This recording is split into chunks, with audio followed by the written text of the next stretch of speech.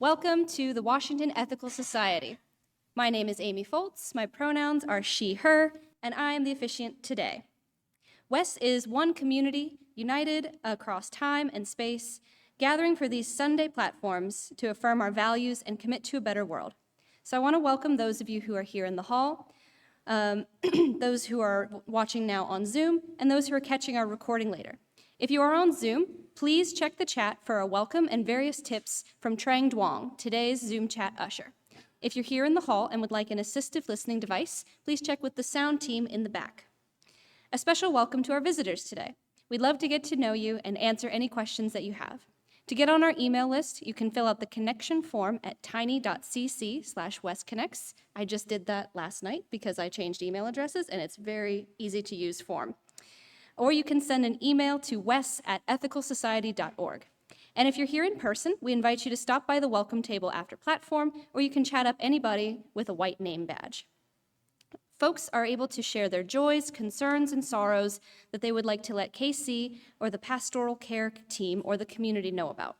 Fill out the blue WES Cares form that you can find on our welcome table, and you can fold it and either place it in the collection basket or hand it to the greeters who will pass it directly to KC. There's also a digital form at tiny.cc/wescare. I am now going to check the Zoom comments to see who is attending remotely this morning. Ooh, lots of good mornings. We have a good morning from Martina Barash. Trang Duong says, Happy Pride to all. Laura DeShulo and Kalmia Trixie, the kitty cat, say, Good morning, Happy Father's Day, and Happy Pride. And the tech team says, Good morning, peoples. Good morning, everyone, from Hannah and Brennan as well. It is good to connect and to share this time together. Our opening words this morning are from Allison Russell, a Canadian-American folk and Americana musician and activist. We are not alone. We are not what we have lost. We are more than the sum of our scars. We are the dust of the stars. We are the arc of art, the love in our hearts. We lift each other up, and we are the beloved community every time we choose to be. I believe what Alice Walker wrote, we are the ones that we've been waiting for. Today's opening music is provided by the WES Band.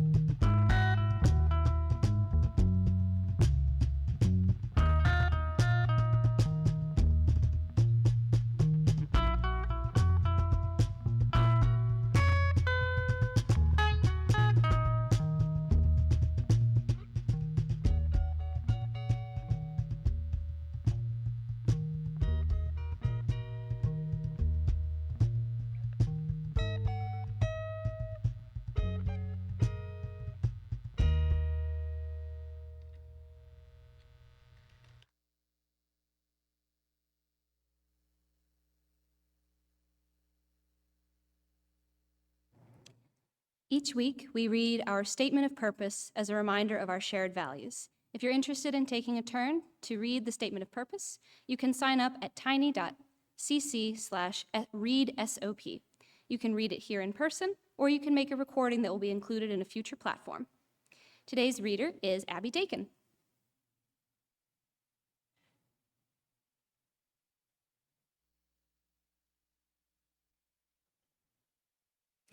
The Washington Ethical Society is a humanistic congregation that affirms the worth of every person.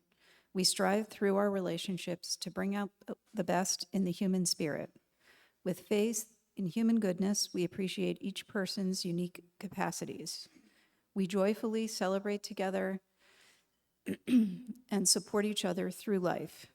We nurture a sense of reverence and responsibility for each other and for the earth.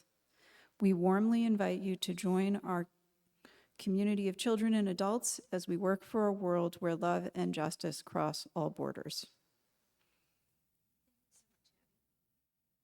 As Abby lights our community candle, I invite everyone to join in our candle lighting words. May we kindle within us the warmth of compassion, the light of understanding, and the fire of commitment to build a brighter future for all. Let us now enter into the centering time of our platform. Each week we ring this chime in solidarity with people around the world. Today, I am particularly mindful of children growing up in communities that do not affirm LGBTQ+ identities and do not allow them to experience the full depth of their identities.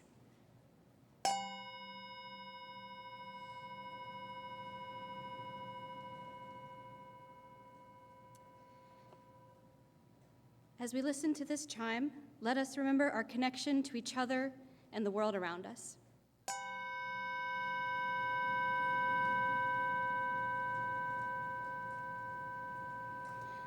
Let us open our hearts to compassion for those who suffer.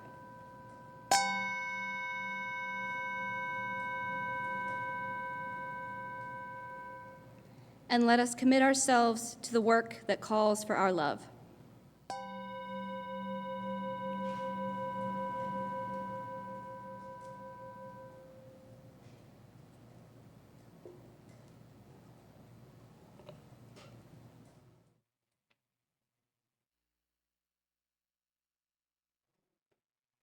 I want to invite you to go ahead and take a big, deep breath if that feels good for you. You might want to stretch a little bit, mindful of that there might be people next to you and they might not want you to touch them. Just give yourself a moment to feel comfortable and arrive in this place. That might look like putting your feet on the floor. You might close your eyes or soften your gaze.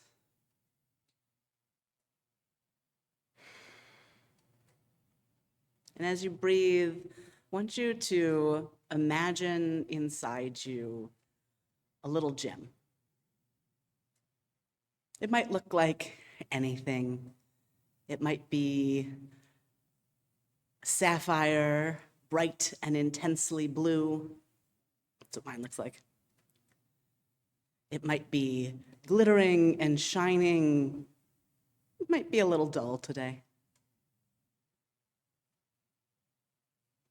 Imagine that little gem in you and give it a little bit of polishing. Take a minute to take care of that little fragment of everything that's in you, that is yours only, that makes you you.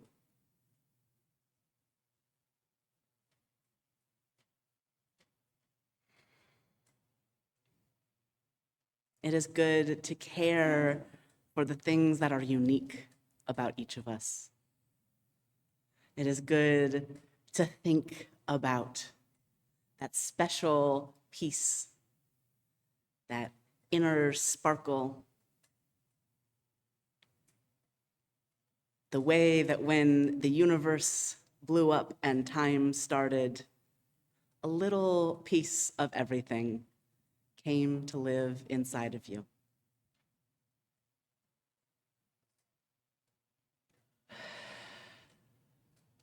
We continue our meditation in silence and in the music that follows.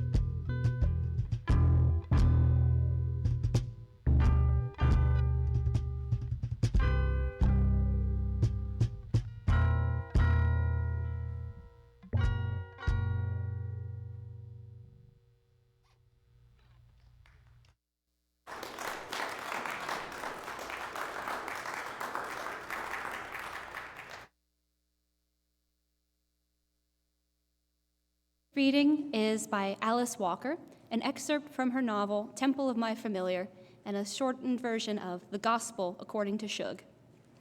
Helped are those who are content to be themselves. They will never lack mystery in their lives, and the joys of self-discovery will be constant. Helped are those who love the entire cosmos rather than their own tiny country, city, or farm, for to them will be shown the unbroken web of life and the meaning of infinity. Helped are those who are enemies of their own racism, They shall live in harmony with the citizens of the world and not with those of their ancestors, which has passed away and which they will never see again. Helped are those who strive to give up their anger. Their reward will be that in any confrontation, their first thoughts will never be of violence or war. Helped are those who love the lesbian, the gay, and the straight as they love the sun, the moon, and the stars. None of their children, nor any of their ancestors, nor any parts of themselves shall be hidden from them. Helped are those who lose their fear of death. Theirs is the power to envision the future in a blade of grass. Helped are those who love and actively support the diversity of life. They shall be secure in their differences. Helped are those who know. Our platform speaker today is WES's senior leader, Casey Slack.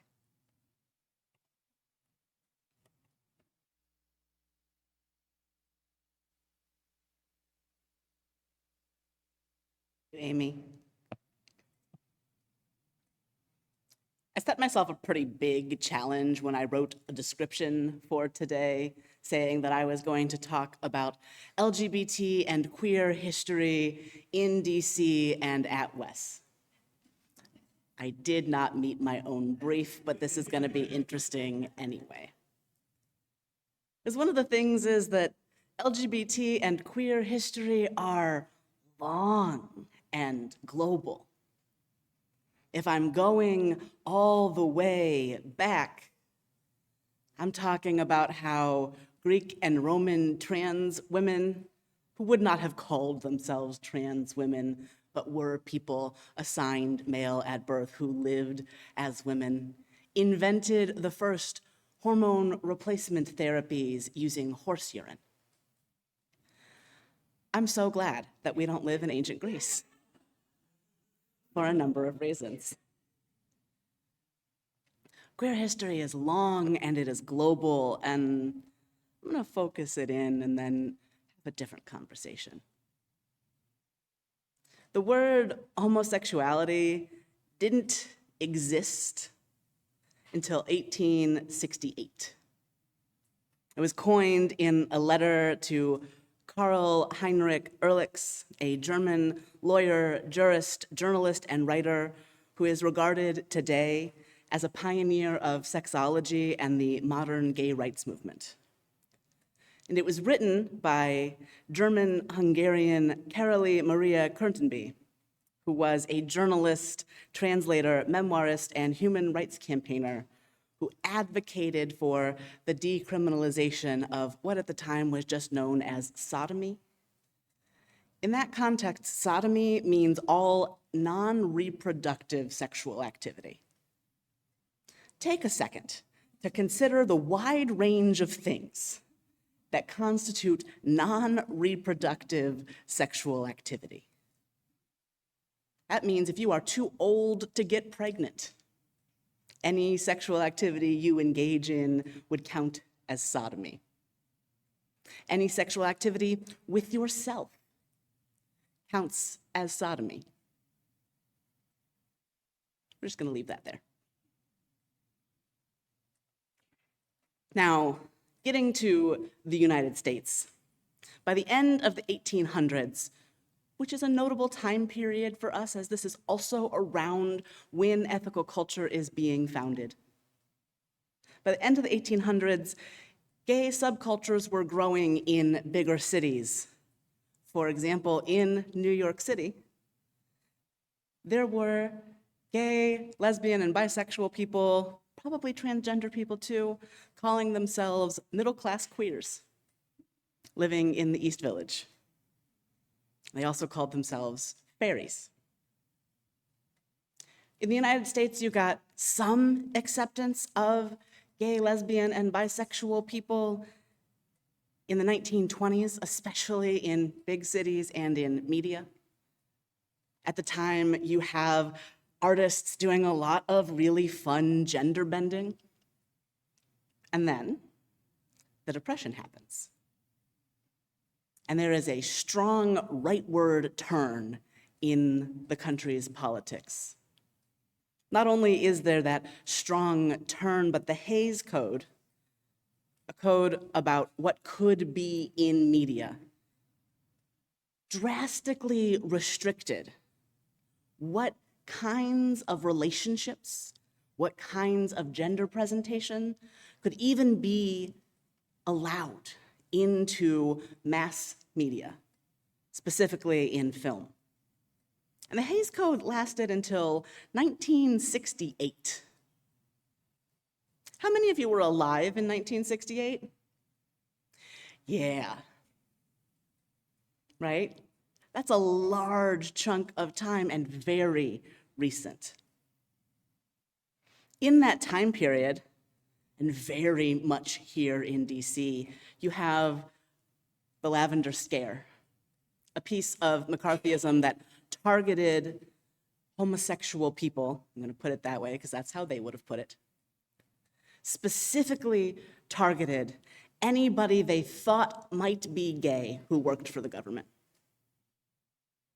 Though the Lavender Scare didn't actually last longer than McCarthyism, its residue maintained for a very long time.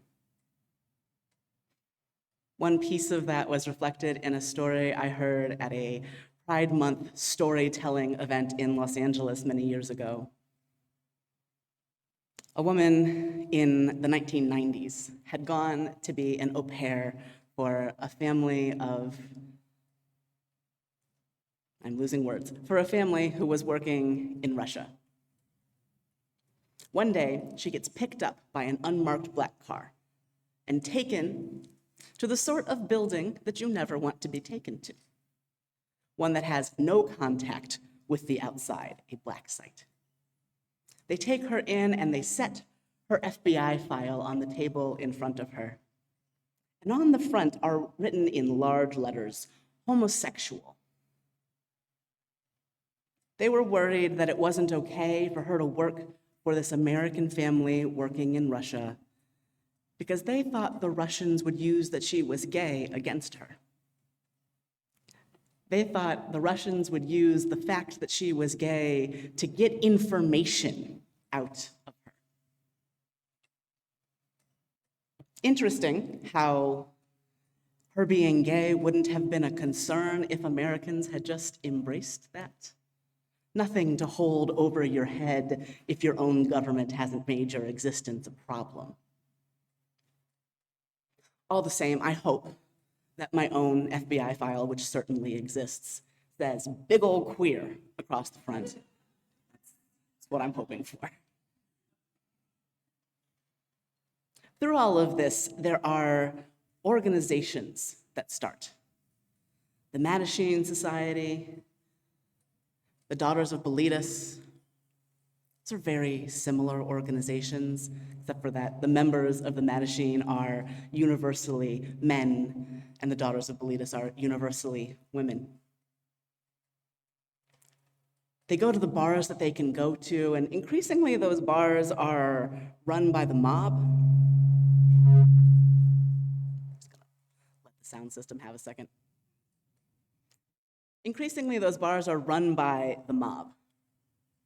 And the members of the Mattachine Society in particular are really obsessed with the idea that they're normal. Now, I gotta talk about the word normal before we get into this. Because normal can mean a lot of things, right? Normal can mean ordinary, like just a thing that happens. And biologically, LGBT people are normal. A thing that just happens. However, the men of the Mattachine Society, more so than the women of the Daughters of Bilitis, but both a little bit, mean socially normal. They mean I'm just like you except for. There is a message in Mattachine Society papers that is, would you stop dressing like a girl? That is very anti-effeminate gay men. It is okay as long as you look just like everybody else, as long as you act just like everybody else. In that sense, I think that the word normal is pretty damaging. First of all, some people are just more masculine and some people are more feminine and some people are neither. And that too, as a matter of what happens in nature, is normal. And if you're seeking some liberation, asking people to affirm to a different standard of normal that just has a little bit of space for you, yeah, what you've got there is not liberation. And actually, the Mattachine Society and the Daughters of Bilitis would not have told you that they were liberatory organizations. They were assimilationist organizations. And there were a lot of assimilationist gay men in particular who rose up to pretty high levels of power, who in fact did the oppression to each other pretty significantly.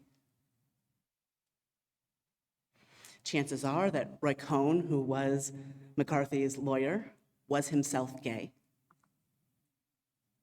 J. Edgar Hoover, who was big on homophobia, probably also gay.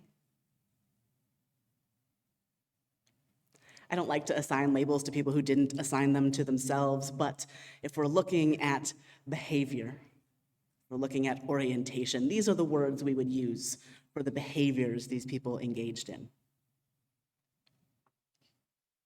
But there were others, right? There was not just those who sought assimilation and power. There were always difficult, unruly queers. You'll notice that I'm using different words depending on who I'm talking about. I'm very clearly using gay and homosexual about assimilationists and not using queer about them.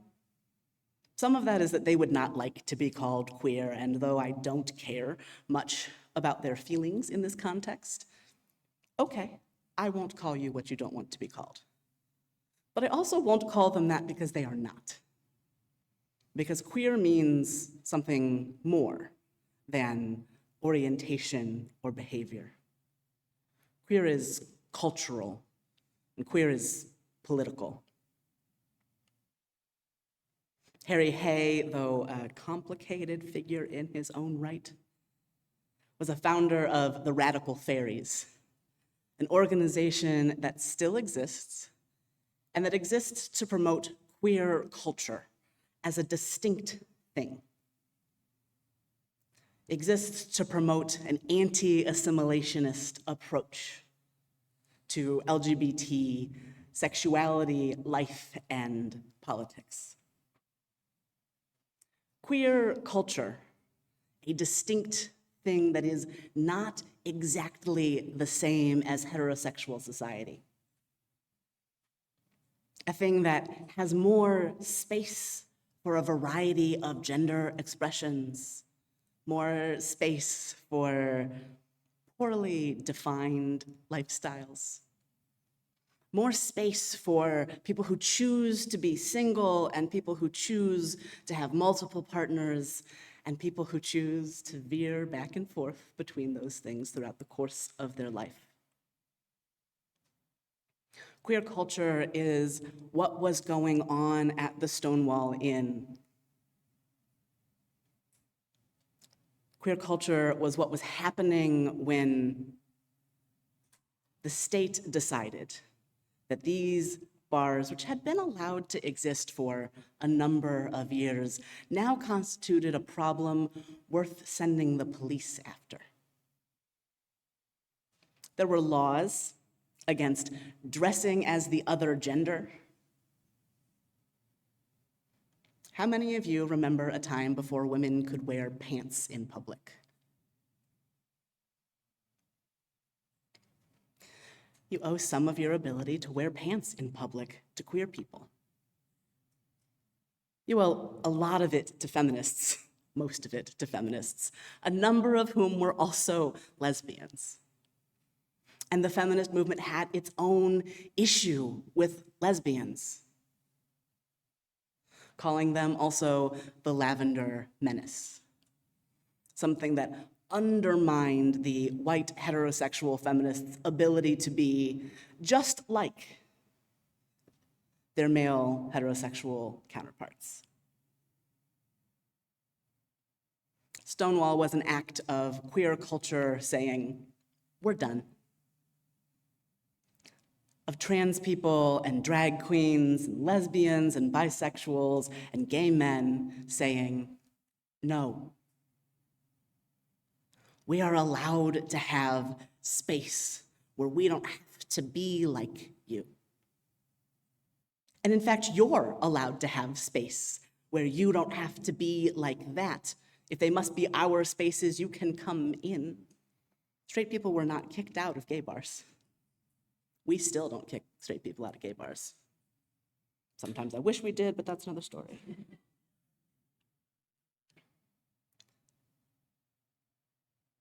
Bisexual women founded Pride. We don't talk about that enough, right? There's this idea that gays were invented in like the late 60s. And then we invented bisexual people in the 90s. And we invented trans people like 5 to 10 years ago. None of which is true. All of us have always existed, and bisexual women who were usually caucused with lesbians, which makes sense, were some of the first organizers of the Christopher Street Parade, which became Pride, which became a global event. ACT UP and Queer Nation were organizations that took the spirit of queer resistance and applied it to the horrifying realities of the AIDS epidemic. They were people who interrupted Mass at Catholic churches to condemn the Catholic Church for how many people it participated in letting die. They were people with slogans like, if I die of AIDS, forget burial, throw me on the steps of the FDA. They were people who called themselves queer, who called themselves faggots and dykes. People who used words that were uncomfortable to make space, who lived lives that were uncomfortable to make space and help save as many of our people. And I say our people, not just in that queer people are my people, but our people in that they were people who were dying of AIDS and being not just ignored, but condemned by the government for having gotten sick. I was home a while ago, and an advertisement for PrEP, pre-exposure prophylaxis, a medicine that you can take to help prevent you from contracting HIV if you have intentional or unintentional unprotected sex with someone who has HIV. There was an advertisement, and every time I see one of those advertisements, I'm a little blown away, because the existence of PrEP is so cool on its own, and the idea that it's advertised in my parents' living room is just mind-blowing. My father said, well, don't you think that that gives them permission? And I said, to not die of AIDS? And he said, what? And I said, what? And we talked a little bit more. Permission to do what exactly? He couldn't answer, some of which is because he has been finding my arguments confounding for years and years and years. It turns out if at some point your 19-year-old child says to you, but Dad, the same percentage of gay people as straight people have anal sex, which is true. You may never recover if you are Wayne Slack, at least. But the idea that medicine might be permission to do something you're not supposed to do, that remains pervasive, actually, right? You hear that in conversations about advertisements for PrEP, about advertisements for Gardasil or other HPV vaccines. You hear that as an argument against giving young people the HPV vaccine at the time in their life when it is most likely to be effective. That time is around 12, 13 years old, right? It is most effective if it is given earlier, because by the time you are my age, the chances that you've contracted HPV already are so high that what's the point? It's the same argument that people use against having condoms in school or accurate sex ed, right? If you know how to be safe, then you might think it's okay. I have a lot of questions about the word okay there. And I'm just gonna say that actually it is okay. It's okay to be gay, it's okay to be a lesbian, it's okay to be bisexual, it's okay to be trans, it's super, super, super okay to practice safer sex. It's okay to have sex. It's okay to have non-reproductive sex. It's okay to have recreational sex. It's okay. And in fact, out of all of these queer organizations, you build up a queer sexual ethic. Something that says the rules aren't only when you are married to one other person who is the other gender, whatever that is. Not just when you are trying to make a baby, but an ethic that says that actually it's good to feel good. It's good to connect with other people. It's good to be in your body. And that the thing that matters is consent. The thing that matters is that everybody knows what they're getting into and has said not only, yeah, sure, but hell yes, right? That it is actually more important to care for each other's experience than it is to follow the rules. That is a real intense restructuring of so much about our public sexual lives. Now, I've just said public sexual lives, and some of you are going to say, I do not have a sex life in public. Well, yes, you probably do. Here's another thing that comes up all the time right now. Can you tell your students that you are gay if you teach high school, middle school, elementary school, kindergarten, preschool? This is an actual problem that people are running into legally here in our country. Not so much here in our Washington, D.C., but in Maryland, in Baltimore County recently, a trans woman was fired for talking about that she was trans. Now, here's the thing. How many of you are heterosexually married, or have been, and wore a wedding ring? Is it okay for a teacher who is heterosexually married to wear a wedding ring? Well, if it is, then it must be okay for a person who is gay married, who is married homosexually, to wear a wedding ring. I used to work in schools in Los Angeles teaching sex ed, and there would be this moment in almost every parent orientation where they would say, well, are you going to talk about what your sexuality is? And I would say, well, I'm married and I'm wearing a ring about it. They might ask, and if they ask, I'm not going to lie.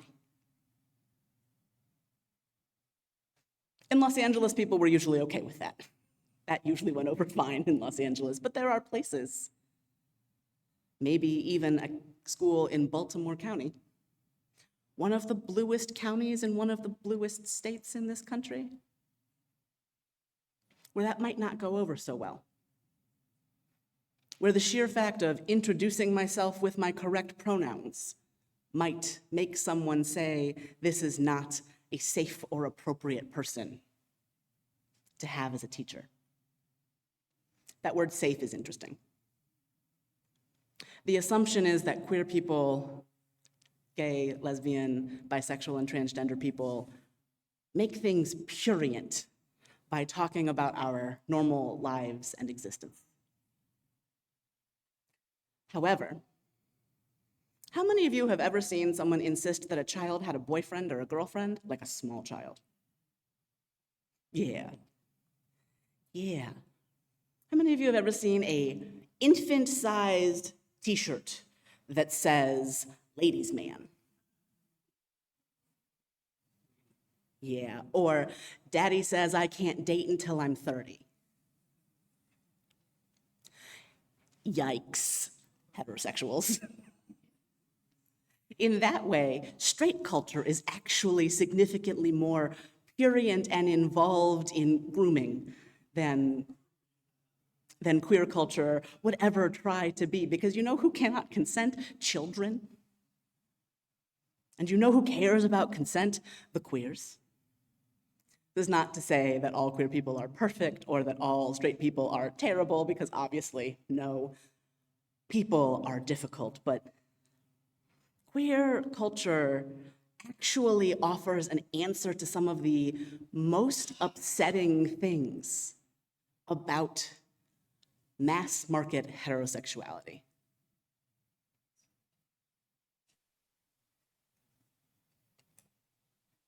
All right, I'm done with my notes now, so I'm coming down here. So, WES has been a home in the DC area for, I'm gonna say, gay, lesbian, and bisexual people since at least the 1990s. Don Montagna told me that when he was leader in the 90s, they actively reached out to gay people, which I think is super cool. That meant that we had gay marriages here long before it was legal. That is very cool. You all were ready to talk about pronouns before I got here, because Amanda had you talking about it before it became necessary to talk about. Amanda couldn't have known that Lynn and then I would follow her, but she knew that having that conversation would mean that down the road, someone would be safer. These are really important legacies of things that WES has been up to. There are also some less good legacies that we're dealing with. I said LGB because I don't think T was particularly considered here in the 90s. And I think we're still struggling a little bit with trans issues. I'm not going to go too far into that today, I'm just going to say that. I also, when I talked to Don, was told that all of the gay people who came in the 90s just wanted to be normal. Interesting place to come if you want to be normal. Start there. But part of that message, and part of a message that I hear not very often, but often enough to be worth commenting on, is a worry about this becoming a gay church. Dun, dun, dun. Right, I will accept fear about the word church. And additionally, it would be very hard for this to become a church because even if I wanted to, y'all would fight me. There is a tendency of a community to come to reflect their leader a bit. And I am queer, I am really, really queer all the time. Everything about my life, in fact, is queer. The least queer thing about my life is that I am married and have a house. And even that is full of cats and about to be painted all kinds of colors on the inside, so here we are anyway. If people thought this was a queer congregation, that would be good. And I don't mean that any of you who are straight have to stop being that. Please continue to be yourself. But if people thought that this was a place where being a little weird would be accepted, well, first of all, they would be right. And second of all, that would be good. I got into a Facebook conversation recently, which I really try not to do. I think I was really trying not to write a board report. Sorry. I did write it on time-ish. Anyway, Joan Johnson Lewis's husband, Bill, had posted something about queer being more all-encompassing. It's a meme that's been going around about, queer means that I don't have to give you all the details. That is one of the reasons it's my favorite word. Just accept that it's not what you're expecting, and let's move on. Queer gives me space to change my mind about what the details are. It lets me have a little bit of a break from explaining everything about myself, right? So the meme kind of expresses that, and immediately the first comment is an older white gay man saying, "I don't understand why these kids don't know their history. That's a slur." So the kids know their history, one. Two, I'm 36 years old. I am not actually the children, but the kids, the actual young people, know their history. I know my history. And my history includes we're here, we're queer, get used to it. I'm not gonna tell anyone that they need to use that word for themselves, because if you grew up with games like Smear the Queer, that might never feel comfortable for you, and that's okay. Don't use words that make you uncomfortable about yourself. Do not do that. But don't tell other people that they can't.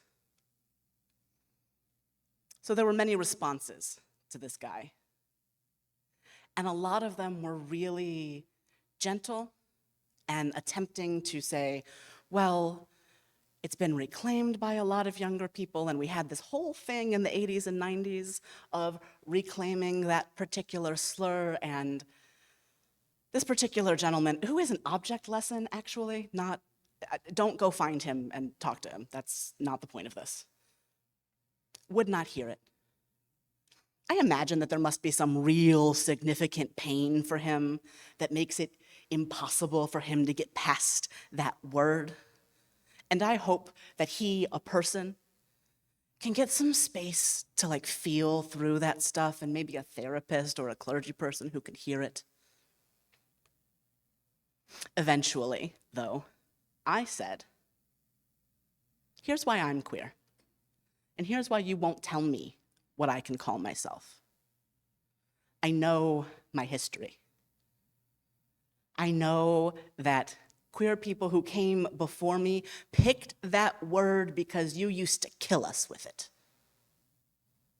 Because society used to kill us with that word. And used to is a little bit of a stretch, because it is not the case that we are fully included in the world now that we have marriage equality.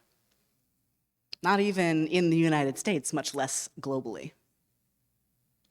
But I use the word queer also because it identifies a location that I live in. And that location is outside of normative society. He kept saying, why would you call yourself queer when you're normal?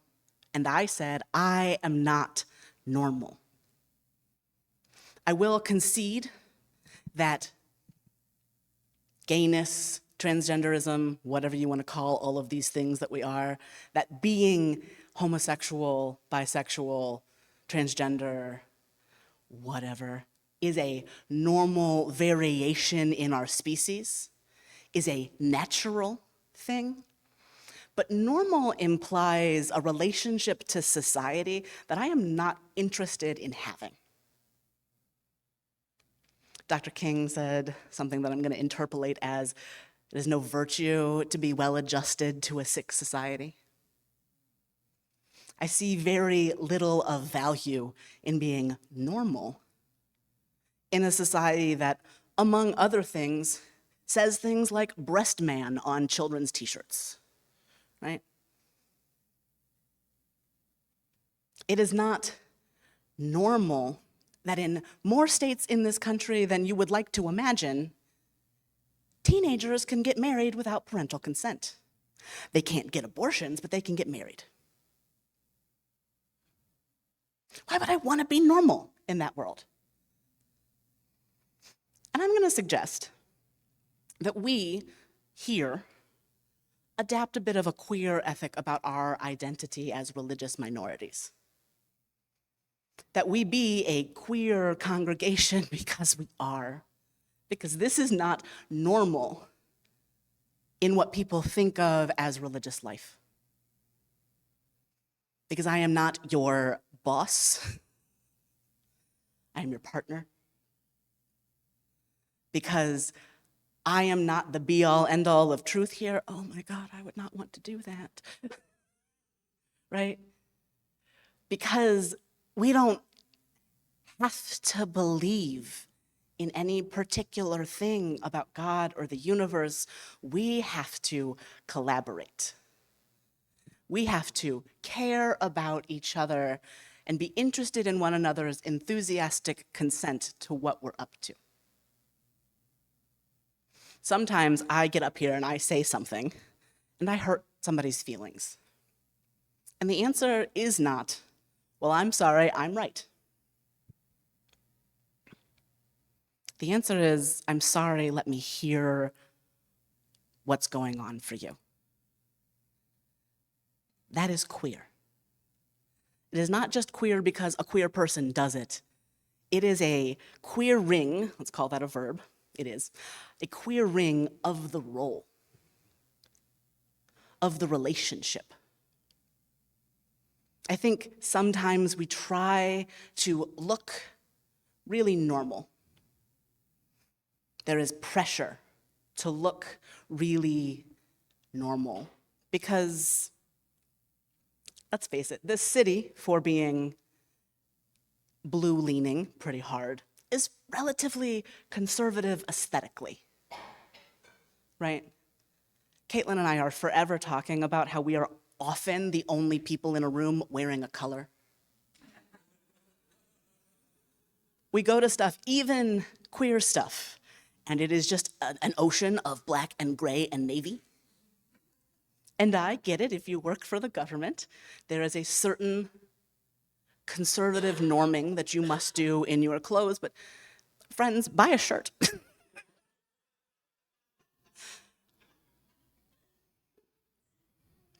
What we do here is a queered version of religion, and I mean that with all compliments. It is one of the things I love and have loved from the beginning about this place, about what this movement could be.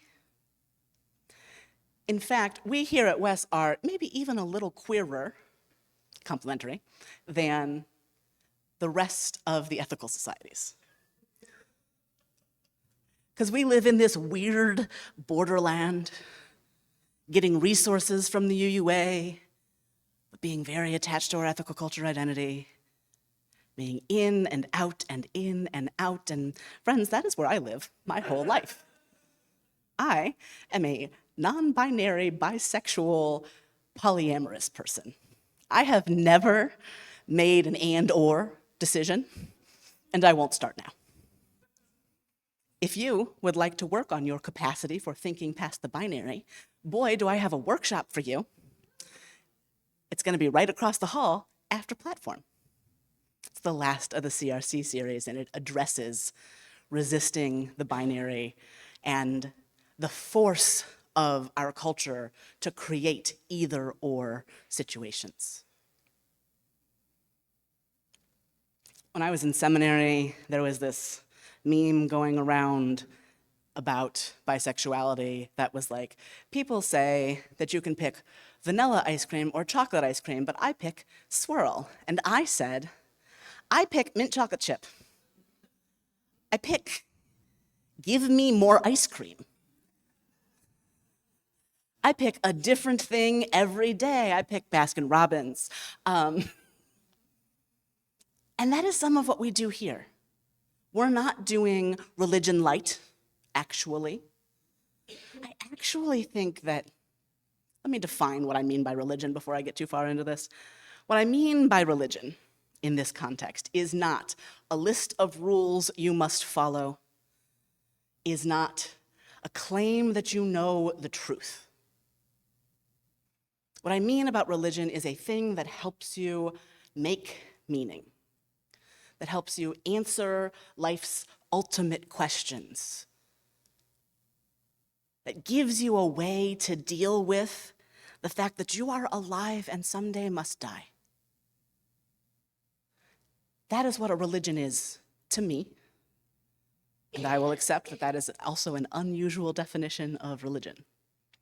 But I think when religion is done well, that is what it is. It is a community to seek with, a community to keep learning and growing in. And in that way, this religion is actually more religious than mainstream Christianity is. Because you have to practice ethical culture. You have to practice Unitarian Universalism. You have to practice humanism and free thinking. You must do it. You cannot simply claim that you know the truth and never ask another question again. It is important that we are able to say both that we are religious and that we are not like that. Again, you don't need to call yourself religious if that doesn't feel good.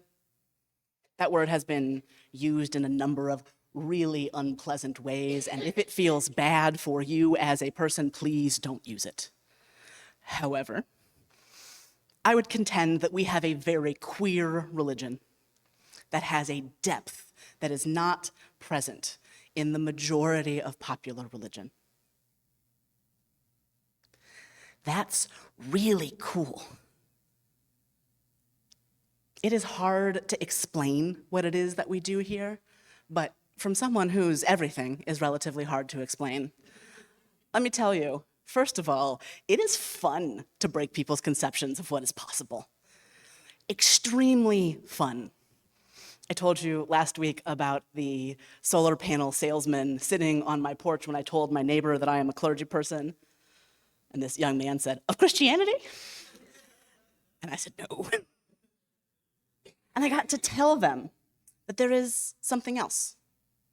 That what we do is care about how we treat each other, about who we are together, not about what the truth is about stuff we can't possibly touch. We might find that interesting, we might talk about it sometimes, but that the point is to be together. People are hungry and thirsty for that kind of community.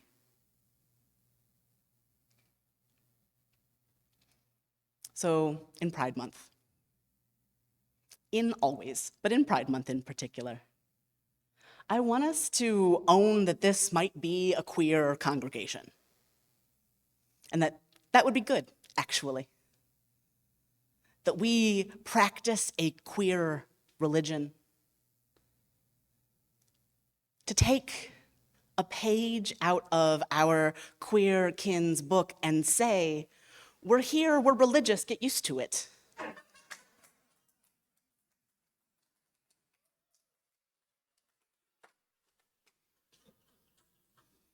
To say, this is who we are and it's great. It is not like what you do and that is awesome. So that's my challenge. Let's stand, sit, roll, move however we do together. And let ourselves be as weird as we are, because friends, I'm sorry you're weird. I'm not sorry you're weird. I'm actually really glad you're weird. I'm glad that we do something different because I need something different, and I think you need something different, and I'm pretty sure that's why you're here. because this changes the world. It changes my world at least once a week. If we're doing it right, it changes your world pretty frequently too. Gives you stuff to think about, a person to grow into, but not a person someone else told you to be. Just the shiny reflection of that little piece of the universe glowing inside of you. Just the possibility that nothing is over until it's over, and that whoever you are is a good person to be. We've got something beautiful and special and really, really queer here. And I want us to share it. I want you to share it. So, if it sounds fun, tell somebody that your religion is queer. Tell me about how that goes. I am hopeful that it will go mostly well. Choose your battles. Tell somebody that, we're going to be doing some other stuff for the summer, but if you come back in September, we're going to be working together on who we're going to be. And if you come, you can be part of that. Tell yourself that it is worth it to get up on Sunday morning and go somewhere. And that it's equally worth it to spend a Wednesday night playing board games, because an answer to loneliness and isolation is hanging out.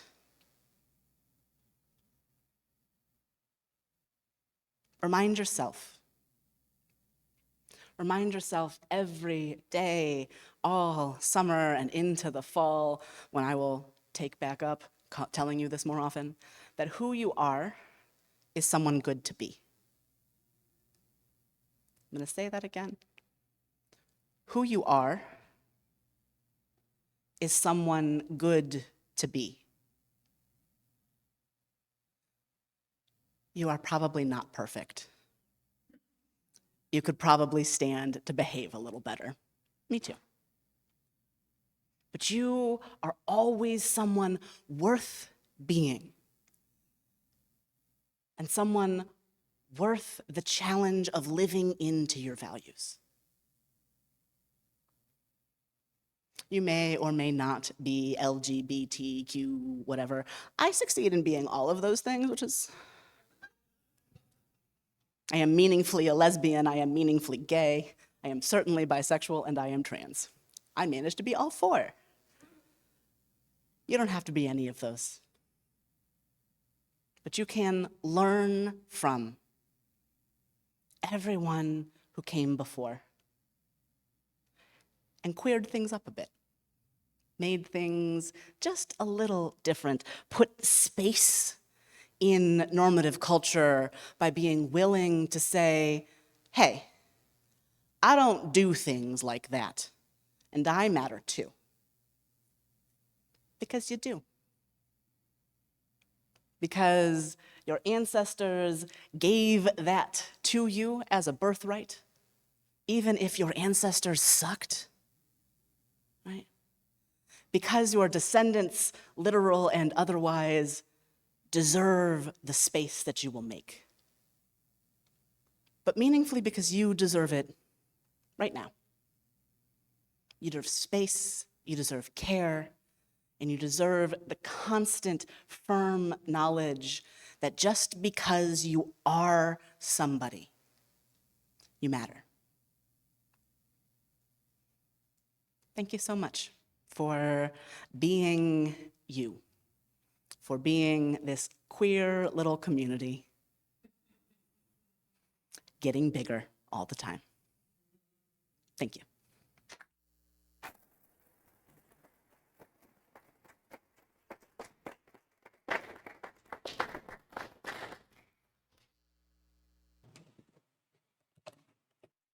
All right, thank you so much, Casey. That was wonderful. Give me 1 second to find the password for this thing.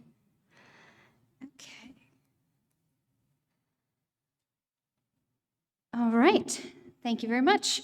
In a few minutes, we are going to be having our community sharing time where you can write into the Zoom chat or share in person what resonated with you during this platform. While we listen to today's musical response, you might prepare by reflecting on a personal experience or an activity at WES that this platform has brought to mind. Please distill your thoughts into a single idea that you can share in 1 or 2 minutes. And we are now going to have some music from the WES Band.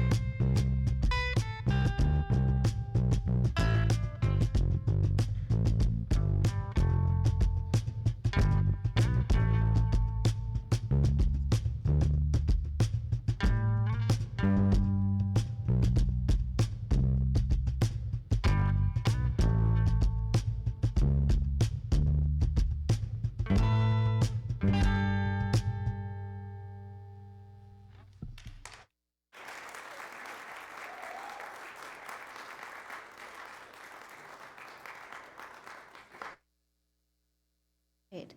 Thank you so much. WES Band, everybody.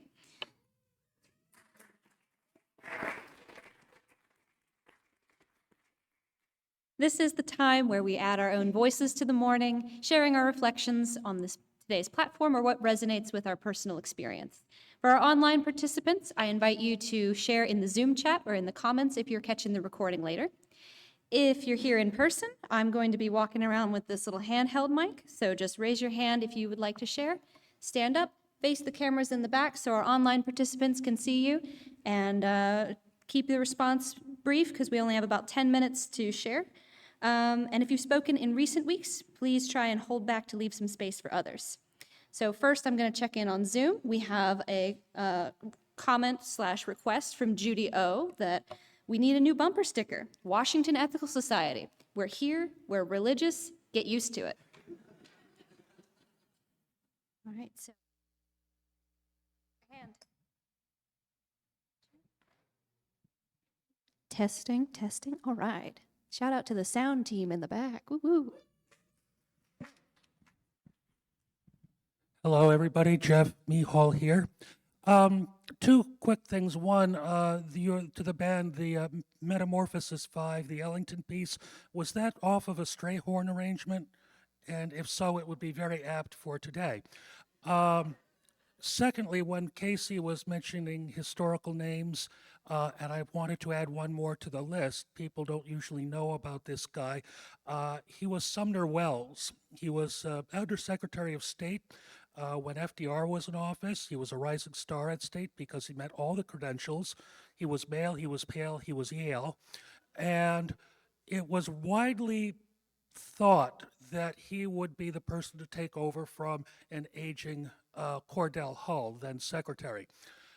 Unfortunately, Sumner Wells was also bisexual, and those tendencies tended to manifest themselves when he was under the influence of alcohol.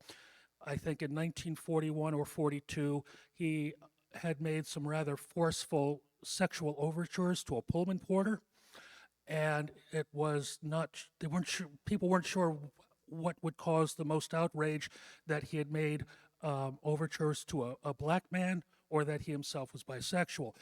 This was hushed up, but it went right into J. Edgar Hoover's files and was used against him to stop his career and also to influence the Roosevelt administration insofar as policies. You know, you do what we say or we're going to out him.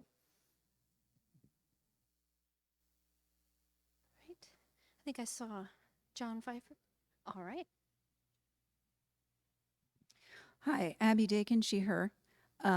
Casey, I really appreciate that you crystallized for me why I'm so glad that you're here at WES and why I celebrate your ministry here, which is that I feel like for me and for the WES community, the ethic of enthusiastic consent, which I certainly associate as a sexual ethic in the queer community, I had not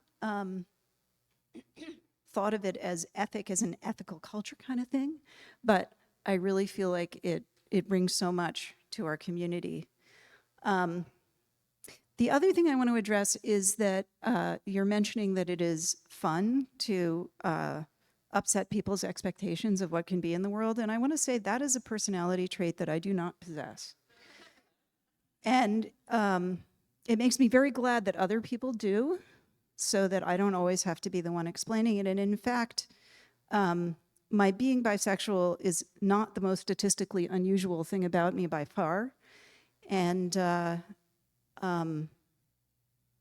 it has made me think about why I identify as queer and the common experience that queer people or people who identify as gay name of feeling from a very young age like they were different.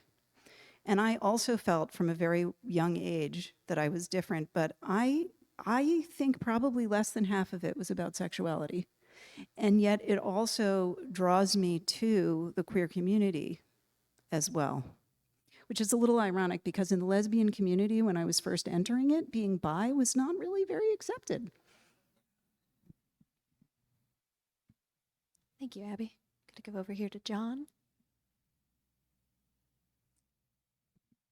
Hi, John Pfeiffer, he, him. I want to touch on one of the central moments in your talk, Casey, where you brought up, of course, ice cream.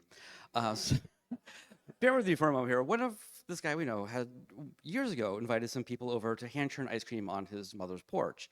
This has grown and grown and grown over the years to now the 30th anniversary of this happening later this month, where it'll be held with many, many friends at a Sufi retreat center on a mountaintop, where they'll make probably 150 flavors of ice cream. You know, there's this one guy who's been working on his Turkish coffee recipe year after year. There's almost a subculture of chocolate chili flavored ice creams. There's kids' ice creams, which usually is candy bound together with the minimum amount of ice cream to hold it together. Whether the world actually needed Thanksgiving dinner ice cream, I'm not entirely sure. But there's lots of different varieties. And one year somebody made possibly the perfect ice cream, which I would not have thought was my flavor at all, but was plum ice cream. They got the balance of the flavors and the texture. It was amazing. But every flavor you can imagine, and then many that you probably didn't want to imagine. But it's incredible. All right.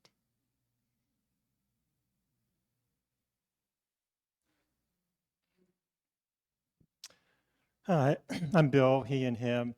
And I really appreciate the talk today. Um, Something that I find interesting, I mean, as a deed-based organization, these issues of, of assimilation and compromise, I'm always kind of at a loss about how to regard that, because sometimes the assimilation we look at kind of negatively, and yet those kind of compromises, they still go on, the whole issue of marriage, for example. So I think it would be good for us to address that issue directly. And I was thinking that what I would like to hear um, is how ethical societies came to the point that they're in today. So obviously, there was not a queer advocacy group when Felix Adler started, but somehow we got from something absent to something where we are, and it'd be good for us to know about that history, and it might tell us something about where we go forward. Great. Thank you very much. Oh, yes. I'm Laura, she, her. Okay, this is another side of this whole talk, which is kids that often most of us don't think about. They're in foster care. They're in foster care because they got kicked out of their homes because they are queer or gay or whatever other they are. And they get kicked out of their foster care home because same thing. They're lonely, they're confused, they're upset, they're ostracized, and they need you as a CASA. Think about being a CASA. And I live in that Baltimore County, that very one. Not proud of it, that's not a pride thing. So I would ask each of you to explore the idea of being a CASA for a kid who really needs a friend who would understand and embrace them. You're going to ask me how to, it's an advocate. It's an advocate. Well, Randy, you know what that is. It's an advocate for children who are in foster care. Thank you, Laura. Hi, I'm John. He, him. I'll come up here a little bit. I'm currently on the board of the AEU and our parent organization for ethical societies. I was also on the board for 1 year, a brief term, about 15 years ago, when the board decided to join the Secular Coalition for America, whose advocacy was to keep religion out of public life. I voted against it, but I was outvoted. And at a dinner at a subsequent assembly, the lobbyist that our national organization helped to hire was at the meeting. And I remember having a conversation with them, which occurs to me was kind of wanted to queer up a little bit things, because I said, for me, we inhabit this wonderful place between the secular and the sacred. And I feel it collapses something uniquely beautiful about being a different sort of religion, I think, as Don used to say. So here's to being, we're here, we're queer and religious. Get used to us. Right. Anybody else? Anybody else? All right.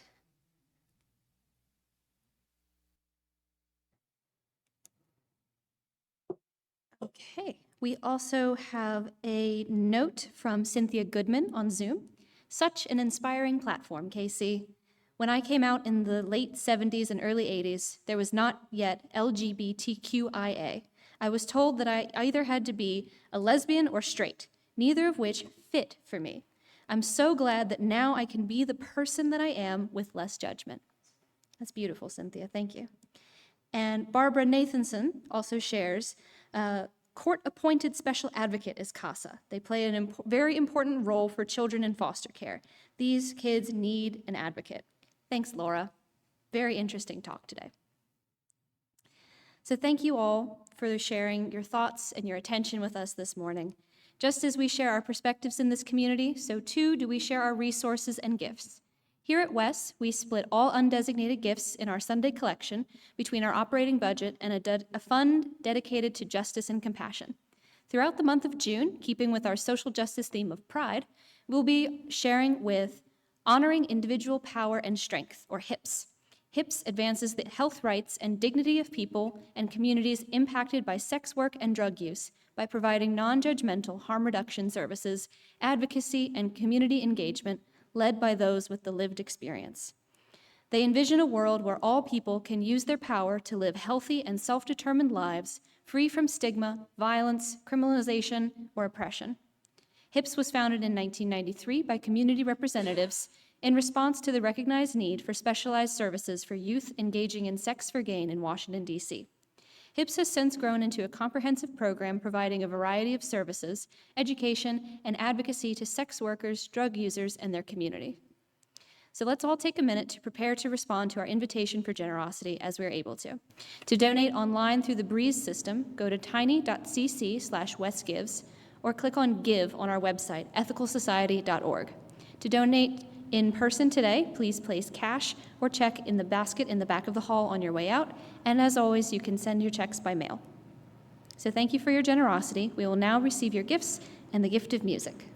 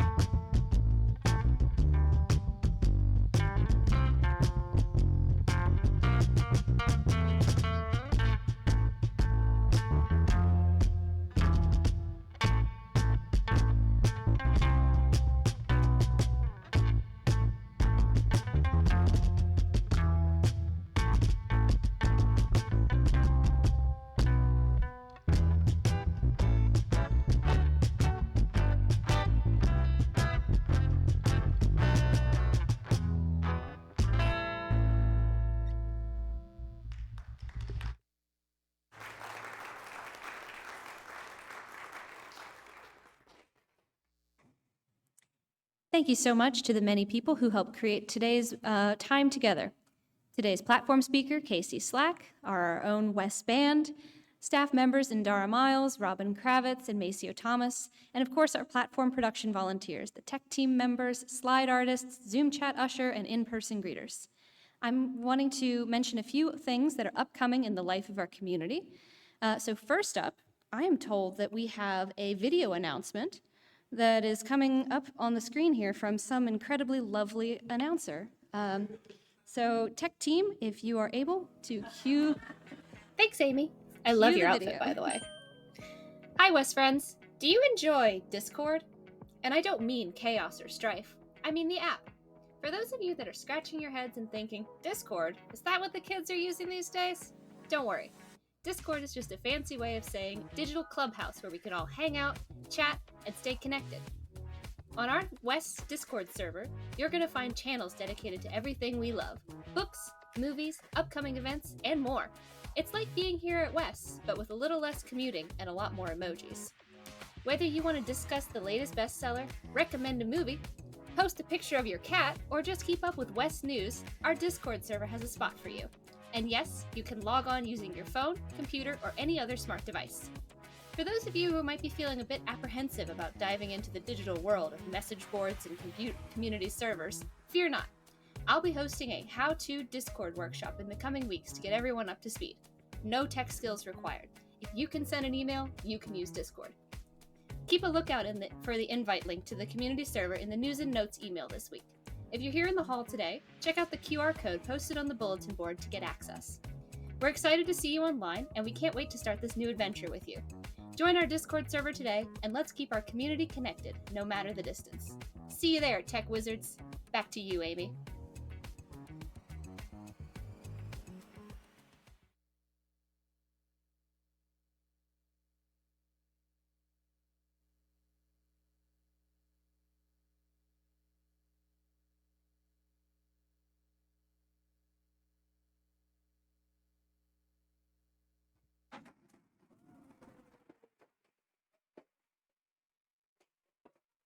I mean, wow, what a great announcement. Great announcement. So yeah, there is a QR code out on the table in the Discord, in the hall if you'd like to join our Discord server. And if you have any questions, my number's up there too, you can text me. WES is duly affiliated with the American Ethical Union as well as the Unitarian Universalist Association. As a member society and congregation, WES is allotted delegates to each of their business meetings, one in June and the other is in July. So keep your eyes out for meetings in the near future in which delegates will share important issues to be raised at these business meetings. We'd appreciate member input as we prepare for these conferences. We also want to extend our heartfelt thanks for everyone making our West Sunday Cafe such a success. Particular thanks to all of the folks doing an awesome job of helping with cleanup. Since we all live here, we can all contribute by wiping off the table and keeping it tidy, and find cleanup instructions on the clipboard and at tiny.cc/West Coffee signup. The merry band of caffeinators and our wonderful West staff, thank you. Today is the final session, as Casey mentioned, in the Creating a Caring Culture workshop series hosted by the Community Relations Committee and the Lifelong Learning Team. It is going to be held today after platform. Bisola and Emily are going to be focusing on either or and the binary. Together, participants are going to be confronting harmful power systems that show up in ourselves, our community, and society in general that aim to disconnect people. We're going to explore how we can change our thinking and behavior to form more cooperative and collaborative ways to engage with each other. So I really encourage you guys to stick around to attend. Upcoming this week at WES, there are a lot of exciting activities. On Monday, there is a Board of Trustees meeting where the Zoom link to join at 7 p.m. is included in the news and notes email. The WES Mindfulness Group is also meeting tomorrow at 7:30 on Zoom. On Tuesday, the WES Improv Group is going to be gathering at 6:45 in the social hall. And this Wednesday, June 19th, is our monthly Wednesday at WES. Join us at, it's next week? Okay, next week is Wednesday at WES. So please join us at 6 p.m. for dinner, writers group at 7, and chorus rehearsal at 7:30. This Thursday, June 20th, WES is hosting an exciting event along with the American Humanist Association entitled What is Black Humanism? With Dr. Anthony Pinn here in the main hall.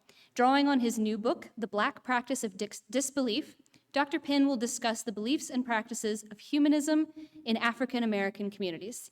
I really encourage anyone who is able to attend virtually or here in person to do so. I know that I'm looking forward to the event. And make sure to RSVP using the link that went out in the news and notes email on Thursday.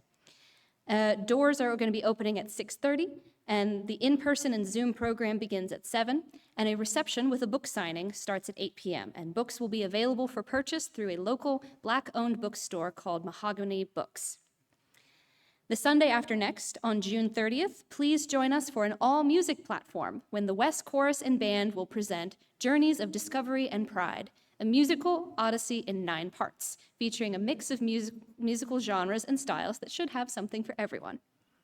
And finally, this summer, WES is taking part in a series hosted by several UU congregations in the region. The summer programming will be split among 8 different congregations, including a session here at WES on July 14th, which we have also invited the Northern Virginia, Baltimore, and Philadelphia Ethical Societies to participate in. We highly encourage folks to attend sessions outside of our home community as you're able to, and please, please, please make your interest known if you would like to attend virtual watch parties here at WES in person. You all know that we have an amazing tech team here at WES. Shout out to the tech team.